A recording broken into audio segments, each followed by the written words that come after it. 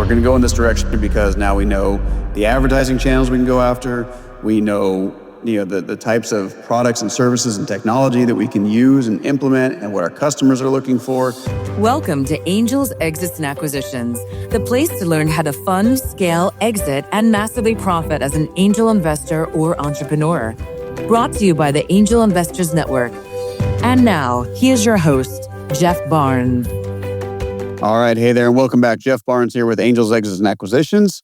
And today we're going to be talking about business plans. Now, I know this is like the most boring topic you could possibly think about when it comes to business and investing and all that sort of stuff. But I'm going to get to the nitty-gritty about business planning and why it's so damn important for your business. You see, we all hear the stories about, if I had 8 hours to cut down a tree, I'd spend the first 7 sharpening my axe, right? And if you fail to plan, you plan to fail. And we hear all this stuff, but no one actually takes it seriously and they don't even think about it. And so as a result, they spend maybe a day on a business plan and call it good. Or even an investor, if you're looking at a business plan, you might review it and say, 10 pages, that's awesome. You did a 10-page business plan. You know what? The Small Business Administration, when you do a business plan for them, if you're trying to get an SBA loan, that's anywhere from like 40 pages to 150 pages sometimes of really dry, boring, agonizing detail about the business and the market and the sectors and how you're going to succeed and all this stuff. So it's like reading a book, right? It's like reading a book about your business to find out if you have a clue that your business can or will succeed and how. And business planning is something that so many people, like you hear people talk about it and they just say, go create a business plan. And then there's definitely software and there's tools out there. My buddy Burke Franklin has a company called Biz Pro Tools or Business Power Tools, sorry. And we'll put a link to that in the show notes. And, it's incredible software. But here's really the value of the business plan. It has very little to do with writing it. All right. The writing it is very, very important. Like if you are a founder, you need to write a business plan. I cannot say that enough. If you are a founder, if you are a business owner, you need to write a business plan. When I was working in the Fortune 500 world, every year at the end of the year or beginning of the year, we would actually sit down and go through our business plan for the year and look at how did the company do in the last 12 months in our department, our division. And then, of course, it would roll up to the CFO and the CEO and how did we do as a business overall. And then each department would have its own business plan for the next year, the next 5 years, and the next 10 years.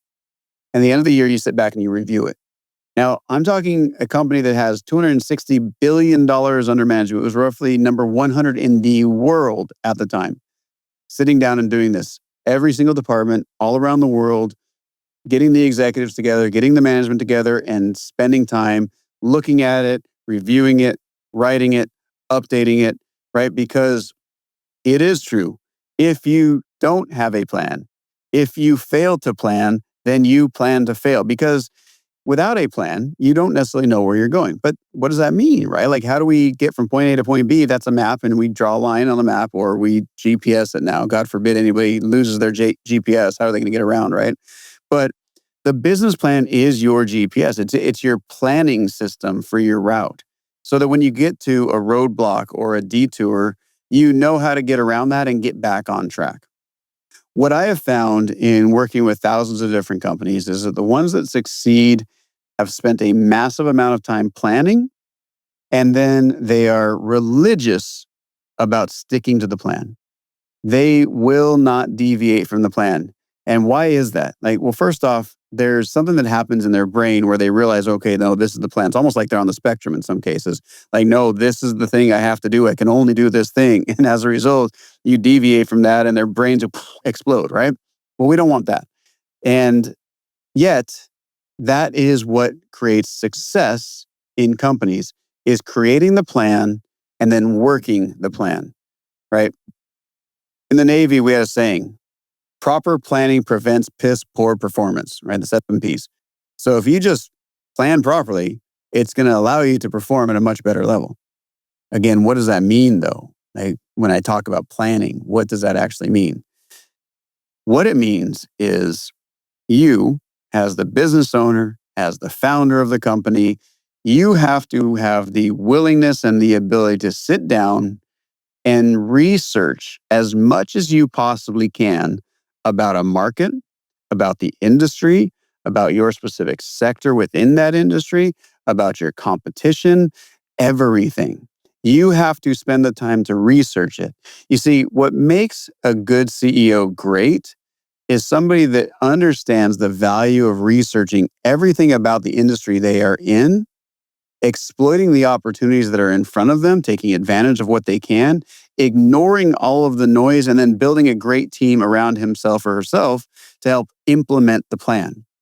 See, I find that most CEOs, and I'm speaking from experience at this point because I was this guy, love to just shoot from the hip and get going, right? They say, hey, no, I know what I'm going to do. This is the product I'm going to sell. This is who I'm going to sell to. Let's go, right? It's the whole ready, fire, aim mentality. Doesn't work out when you're trying to build a business and get other people on board because they don't know what's going on inside your head. They don't know what you know, right? Your customers don't know it. Your shareholders don't know it. Your investors, that are looking to put money into you don't know it. Your employees have no idea what you're doing. Like your stakeholders are not clear on it. But because it's in your brain, you think it makes sense. See, a business plan is taking everything that's in your brain, backing it up with as much knowledge and information and research as you possibly can, and then putting it into a cohesive, coherent document so other people can read it. And if they don't read it, they should be fired. Okay. If people do not read the business plan that you put forth, they should be fired. Okay. If you don't write the business plan as the founder, the CEO, the business owner, you should be fired. You should be firing yourself. Okay. Again, speaking from experience here, I've had to fire myself a number of times for not doing the right job, or I had to fix myself. Because again, I keep wondering, why in the world is it that my employees can't figure out what we're doing? The contractors can't figure out what we're doing. So, well, it wasn't clear. It wasn't clear at all. They didn't know where we were going. It was kind of like we all got in the same car. I started driving. I got tired. I said, hey, John, you come over here and you start driving. But John doesn't know where we're going. I fall asleep. All of a sudden, John gets on a freeway and he's going the wrong direction, right? John needs to take a nap. He hands it over to Stu. Stu gets on. He does the same thing. He doesn't know where he's going. All of a sudden, I wake up in the morning after my nice little siesta, and the car is in the wrong direction, going the wrong way at the wrong speed, and we're not anywhere close to being on track. See, that's what planning does. And then letting people know about the plan and then helping them to implement the plan by letting them ask questions. So what are the things you should be looking for inside of a business plan? Well, the first thing you need to understand is there even a market for your business, your product, your service, your technology, your opportunity? Like, does that even exist? Is there even really, I'm not talking about problem statements on the sense of creating a pitch deck. I'm talking about you shouldn't have even gone down this path if you didn't know there was one, but validate it, right? You need to validate the opportunity, validate that what the direction you're going makes sense. And you do this through research, right? You need to be reading things. You need to be reading the news. I mean, as biased as it is, and as much propaganda as it is, you need to read the news about the industry you're in, the sector you're in. You need to get the trade journals, okay? You need to do as much as you possibly can about reading. Now, here's a great thing. Little hack here. Shouldn't be that hard to figure out. But if you know how to use AI at all, you should be paying attention to the fact that Grok and ChatGPT and Anthropic and Gemini and all of these different large language models are getting better and better and better. And they have research mode or they have agent mode, which means if you don't have a team and you're the only person that can figure it out, guess what? You can still create a more robust business plan today in under 8 hours than a team of people could do 10 years ago with all the research available. And why is that? Because AI has come so far and so fast that it allows you to do the research. Now, that does not absolve you of the responsibility to read through every single thing that it gives you, but it does make doing the research a little bit easier. It also will find references and resources for you that you didn't even know existed, right? We all know that when you're doing research, it's really hard to figure out what is the right article to read. Where do I go find this? Do I just go to a Google search and hope I figure it out?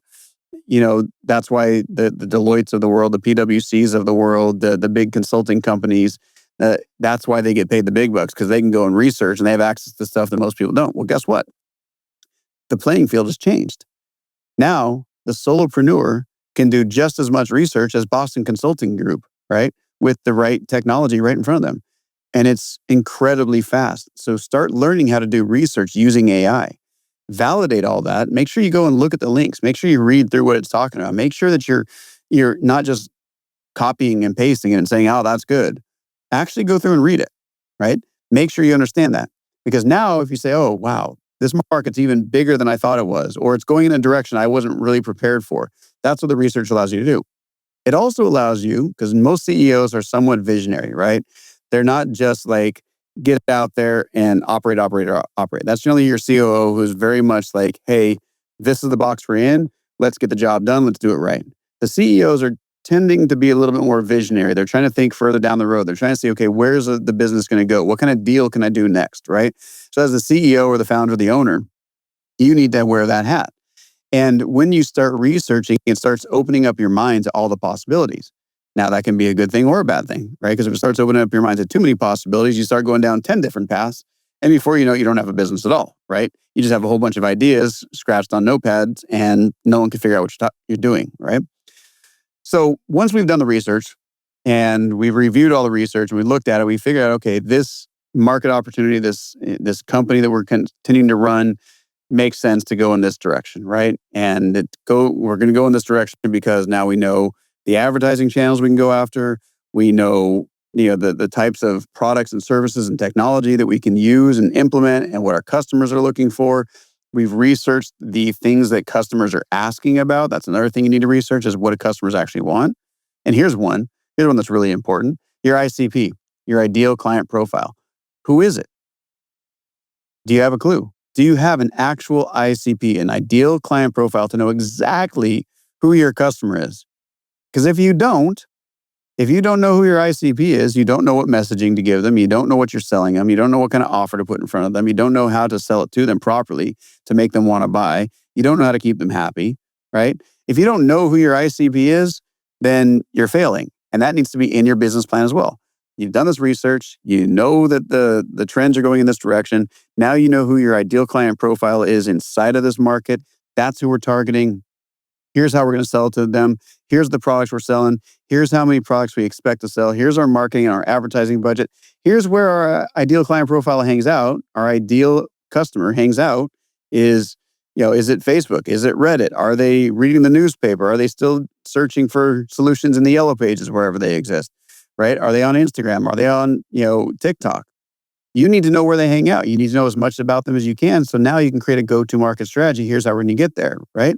Then you need to say, okay, well, in order for us to, it doesn't matter what business you're in order for us to achieve this revenue, we need to sell this many products at this price point.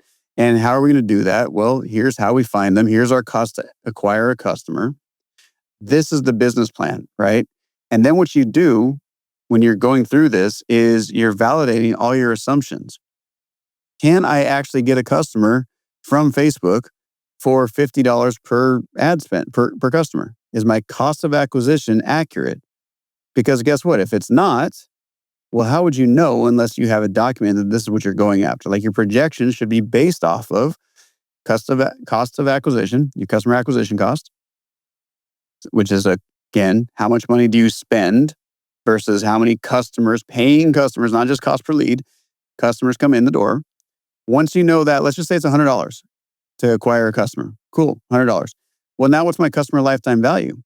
Well, if my customer lifetime value is only $95, you should be able to see that very quickly, right? You need to track everything against your projections.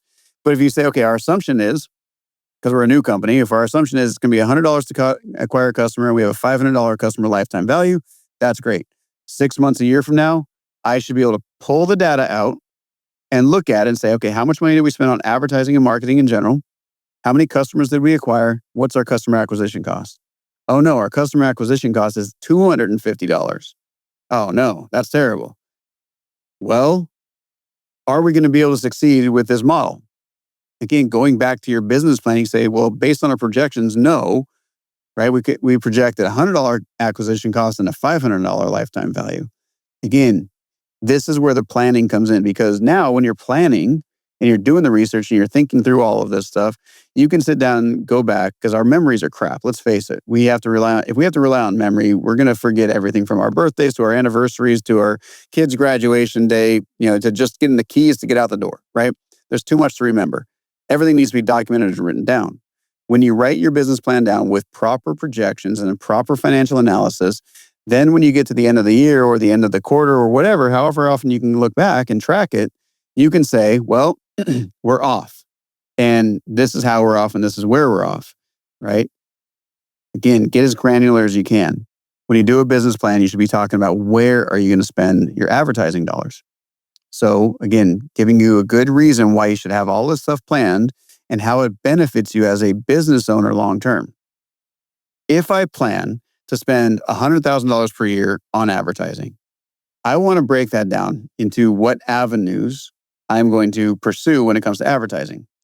Let's just say it's $10,000 a month. I know it's a little bit more than 100K, but $10,000 a month we're going to spend on advertising.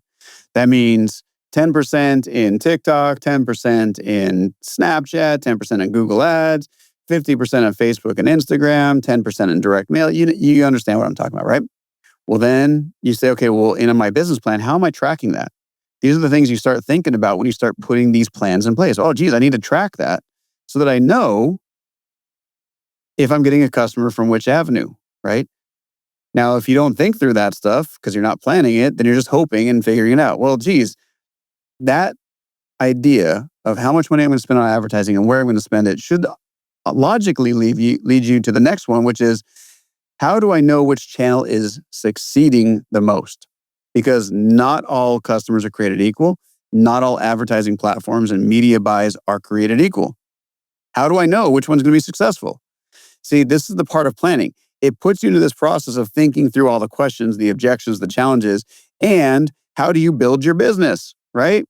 We start with the plan because that's the foundation for building it. Because the next thing you say is, okay, well, I need to know how many customers we're getting from each channel. How do we track that? That's where you go to your data and analytics guy, your chief marketing officer, and you say, I need you to track every single dollar that comes in the door and where they came from, right? And then you go out there and they might say, okay, we need this software, we need this technology. Great. Okay, we have this software and this technology now. That goes in your business plan as well. We're going to use this software, this technology to track our revenue versus ad spend. Okay. Then you need good accounting. What kind of accounting system? You understand what I'm saying when it comes to a business plan? It's not just hey, we have this cool product. These people like it. We're going to sell this product to these people and this is how much money we're going to make. That's not a business plan. A business plan is answering every little question or objection that comes up as a result of you thinking through all the pitfalls that could prevent you from succeeding in your business, right? That's what a business plan is.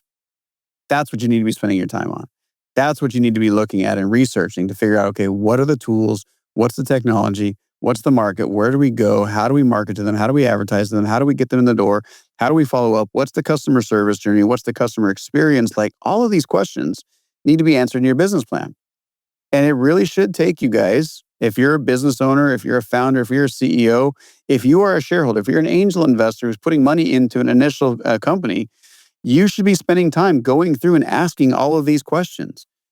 And I want you to think, this is like the most frustrating thing for me as somebody who tries to help companies raise capital and as a potential investor is that you ask questions and the person who is supposed to be the most knowledgeable in your business doesn't have an answer for it. And worse, doesn't have somebody on the team who can answer the question. So if I can stump a business owner in 3 questions, which I generally can, then it means you haven't thought through all the ins and outs of scaling your business. Okay. And if that's the case, then you do not have a good plan to succeed. All right. It's kind of like jumping in the car in San Diego and saying, hey, we want to get over to, Pocatello, Idaho. I guess I would bet that most of you don't even know where Pocatello, Idaho is. So I've already stumped most people. But if you just start driving from San Diego, there's only a couple directions you can go, right? You can go, unless I tell you to go south to Mexico, you're either going east or north, right? So you're already going, generally speaking, in the right direction from San Diego to Pocatello. But how do you get there? If you don't know and you don't have a plan and you haven't spent the time to research it and figure it all out, you're not going to get there in any reasonable amount of time. You might eventually stumble across it, right? But putting the plan in place and then sticking to the plan as best you possibly can, and even when you deviate, coming back to the plan, that is how you grow a successful company. As an angel investor, as a shareholder, as a stakeholder in a company, you need to be asking the executive team these types of questions so that you have a feeling as to whether or not this company is going to succeed. Do they have answers for everything? No, of course not. But they should at least have somebody on their team that can answer the question, right? And if you don't even have that, then you're definitely not in the right place, okay? So spend the time to research, spend the time to ask the questions about how you're going to take your business to the next level. How are you going to achieve the milestones? What's it going to take? And be really brutally honest. And yeah, use ChatGPT, use Grok, use Anthropic, use whatever you can once you have it all and feed it back into the system. Say, this is my business plan. I'm going to give you the exact verbiage that I want you to use. This is my business plan for my company. We are attempting to achieve 20% year over year growth for the next 5 years, selling this product or this service using this technology. Read through my business plan and give me all of the red flags that you foresee, all of the gaps in my business plan, and analyze the likelihood of me succeeding if I stick to this plan. And then, fourth, suggest options and alternatives on how to achieve the goals I have set. Okay? If you use that, if you put that into ChatGPT or Grok, it's going to ask you a couple more questions, answer those, and then you are off to the races when it comes to building a very robust business plan. The next challenge is sticking to it. All right, we'll talk about that some other time. Again, Jeff Barnes, Angel Investors Network. This is the Angels, Exits, and Acquisitions podcast. Thanks so much for being here today, and we'll talk to you next time. Take care.